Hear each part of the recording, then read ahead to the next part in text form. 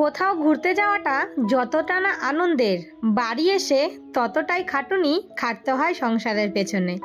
Hello বন্ধুরা, good morning. কেমন আছো তোমরা সবাই? আশা করছি তোমরা সবাই যে যেখানে আছো ভালো আছো, সুস্থ আছো। আর তোমাদের সকলের ভালোবাসাতে আমরাও ভালো আছি। আমার আরও একটি নতুন ভিডিওতে তোমাদের সকলকে অনেক স্বাগত জানাই। আজকে হচ্ছে শনিবার আর এখন বাজে ঘড়ির কাঁটায় ওই সকাল 8টা মতো। তাহলে চলো আজকের ভিডিওটা এখন থেকেই শুরু করছি। আশা করি ভিডিওটা তোমাদের একটু হলেও ভালো লাগবে।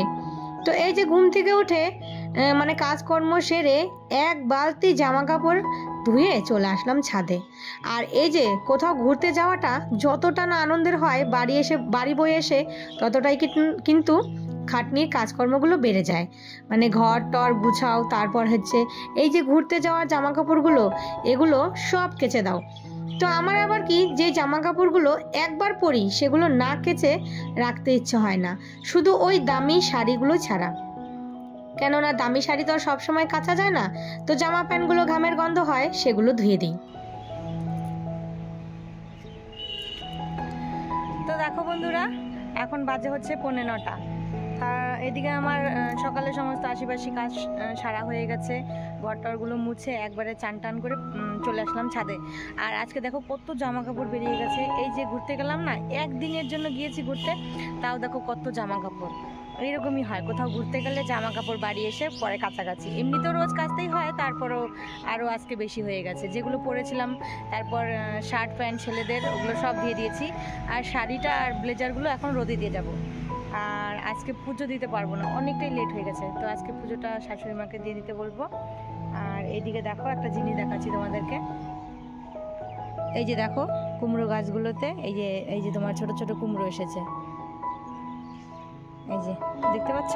এই যে, তো জানি না এগুলো হবে কি না, যদি হয় তাহলে তো ভালোই। আর এই যে দেখো এই ডালটা চলে গেছে বাইরে,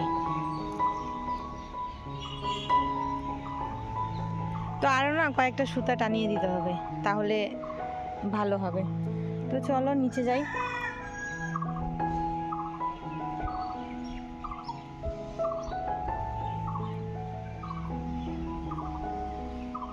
দেখেছো, এই যে আমি বাড়িতে নেই, মনে হয় বাদর এসেছিল।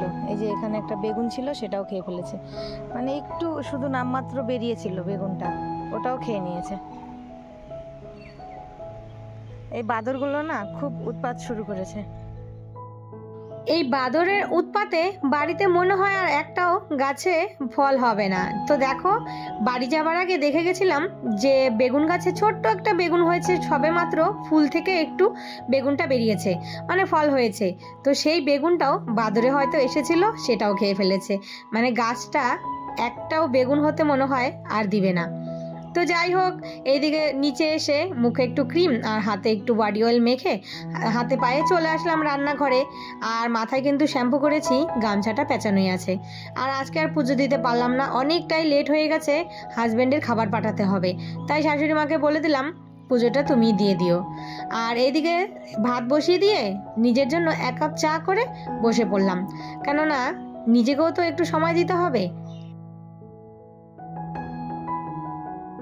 তারপরে বসিয়ে দিয়েছি রান্না। এই যে ছোট মাছ, এটা কালকেই এনেছে, আর এটা শাশুড়িমাই কেটে দিয়েছে। তো কালকে কেটে ধুয়ে ভালো করে টিফিন বক্সে রেখে দিয়েছিলাম ফ্রিজে। আর এই যে এটা এখন চচ্চড়ি করব।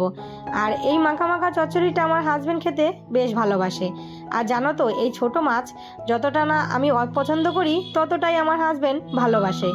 তো যাই হোক, ও ভালোবাসে বলেই ওর জন্য বলি যে তুমি নিয়ে আসবে, আমি করে দেব। আর এইদিকে বসালাম হচ্ছে ছোট মাছের চচ্চড়ি। আর এই সাইডে একটু তোমার বিট, গাজর আর একটা হচ্ছে কোয়াশ ঝুরঝুরি করে কেটে ভাবলাম যে ভাজা ভাজা করি, কেননা ডালের সঙ্গে খেতে ভালো লাগবে।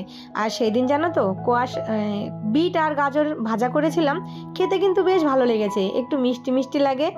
আর এইদিকে আমার ছোট মাছের চচ্চড়িটাও প্রায় হয়ে এসেছে নামানোর আগে। এই যে মাছগুলো দিয়ে আর একটু ধনেপাতা দিয়ে ফুটিয়ে নামিয়ে নেব।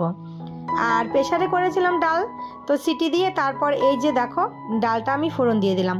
এরই মধ্যে কিন্তু হাজব্যান্ডের ফোন এসে গেছে, সকালের খাবারটা এখনও পৌঁছেনি। রোজ তো রুটি করে দেই, তাড়াতাড়ি হয়ে যায়, আজকে আবার বলেছে ভাত পাঠাতে, তাই এই যে দেরি হয়ে গেল। তো তাড়াতাড়ি করে ডালটা ফোড়ন দিয়ে ডাল আর ছোটো মাছের চচ্চড়ি আর ভাজা দিয়ে ভাতটা আমি ঝটপট পাঠিয়ে দিলাম। তারপর বসিয়ে দিলাম এই যে দেখো মাছের ঝোল। তো বাড়ি থেকে যে কুমড়ো ফুল এনেছিলাম, তো ভাবলাম যে কয়েকটা কুমড়ো ফুলের গরম গরম বড়া করি সকালে ডালের সঙ্গে খাবার জন্য। আর এই যে ছেলেদের জন্য আর আমার জন্য ঝটপট কয়েকটা বড়া করে নিচ্ছি, আর যা থাকে দুপুরবেলা খাওয়ার সময় গরম গরম ভেজে দেব। তো বন্ধুরা রান্না বান্না শেষ করে তো আবারও ছাদে আসলাম। এই যে শাড়িটা আর হচ্ছে এই যে ছেলেদের ব্লেজারগুলো রোদে দিয়ে দিলাম, আর বড় ছেলের একটা হুডি ছিল তো সেটা কেচে দিলাম। আর জানো তো এই দেখো আকাশে একদম রোদ নেই, হালকা একটু মানে রোদ আছে আর হচ্ছে হাওয়া। তো জামা কাপড়গুলো কিন্তু বেশ ভালোই শুকিয়ে গেছে, সকালে ধুয়ে দিয়েছিলাম। আর হচ্ছে তোমার জুতো জোড়া ছেলেদের জুতোগুলো একদম নোংরা করে ফেলেছে। সাদা জুতো তো একদিন পরলেই জুতোগুলো কালো হয়ে যায়। তো ওই যে জুতোগুলো ধুয়ে দিলাম, ধুয়ে যে ছাদে মেলে দিলাম। আর জুতো তো আজকে শুকাবেই না, 2-3 দিনের আগে। আর জামা কাপড় যেগুলো পাতলা আছে সবই শুকিয়ে যাবে, তো যেগুলো একটু বেশি মোটা যেমন জিন্স প্যান্ট এগুলো আজকে শুকাবে না। আর আমি আসলাম এই যে চুলটাও না একদম ভেজা, তো ভাবলাম যে চলো জামা কাপড়গুলো মেলে দেই আর একটু চুলটাও শুকিয়ে নিই। তো রান্না বান্না তো কমপ্লিট, আর এখানে বসে বসে কালকের ভিডিওটা একটু এডিট করব, ব্যাস।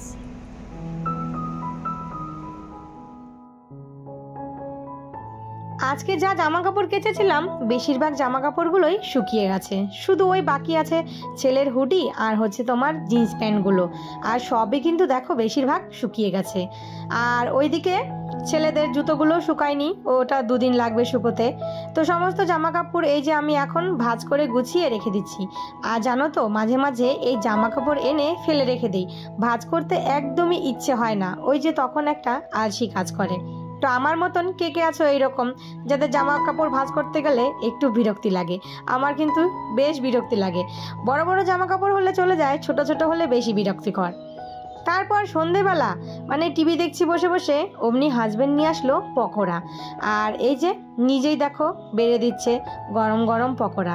আর পকোড়াগুলো সত্যি খেতে না খুব ভালো হয়েছিল, দোকান থেকে এনেছে তো দেখো মুচমুচে। জানি না এটা কিসের পকোড়া, মনে হয় পেঁয়াজ আর বাঁধাকপি দিয়েই বানিয়েছে। খেতে কিন্তু সত্যি বলছি বেশ ভালো লাগলো। আর আমার হাজবেন্ড জানো তো খেতে চায় না, তাই ওকেও একটা জোর করে খাইয়ে দিলাম। তো চলো বন্ধুরা আজকের ভিডিওটা তাহলে এখানেই শেষ করি। সবাই ভালো থেকো, সুস্থ থেকো। আর ভিডিওটা কেমন হয়েছে অবশ্যই একটা কমেন্ট করে জানিও। আবারও দেখা হবে তোমাদের সাথে।